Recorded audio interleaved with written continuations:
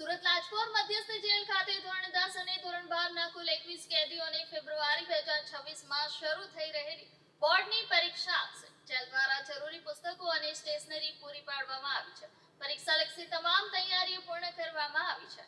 Gujarat jail police વડા doctor Shri કે.એલ. રાવના માર્ગદર્શન અને લાજપોર જેલ અધિક્ષક શ્રી પાલ સેસમા સાહેબના નિર્દેશન હેઠળ આ કાર્યક્રમ અમલમાં મુકાયો છે. આ પહેલો ઉદ્દેશ્ય એ સુનિશ્ચિત કરવાનો છે કે ન્યાયિક કસ્ટડી હેઠળના આરોપીઓ અને સજા ભોગવી રહેલા કેદીઓ શિક્ષણના અધિકારથી વંચિત ન રહે.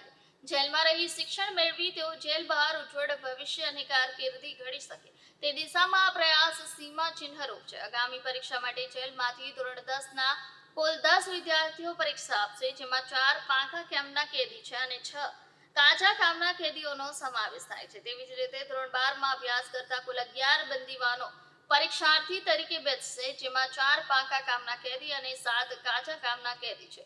કેદીઓની પરીક્ષાની તૈયારી કરવા માટે જરૂરી પુસ્તકો અને સ્ટેશનરી પૂરી પાડવામાં આવી છે. તદુપરાંત તેમના મનોબળને ઊંચું રાખવા માટે જેલ વહીવટી તંત્ર દ્વારા ખાસ આયોજન પણ કરવામાં આવ્યું હતું. જેલના નાયબ અધિક્ષક શ્રી એ.એચ. રાજપૂત અને વરિષ્ઠ જેલર શ્રી પી.ડી. હિહોરિયાના બંદીવાન વિદ્યાર્થીઓને પરીક્ષાલક્ષી માર્ગદર્શન આપ્યું હતું. આ દરમિયાન તેમણે પરીક્ષાર્થીઓને ગુલાબનું પુષ્પ અને મીઠાઈ ખવડાવી તેમના ઉજ્જવળ ભવિષ્યની શુભેચ્છા પાઠવી હતી.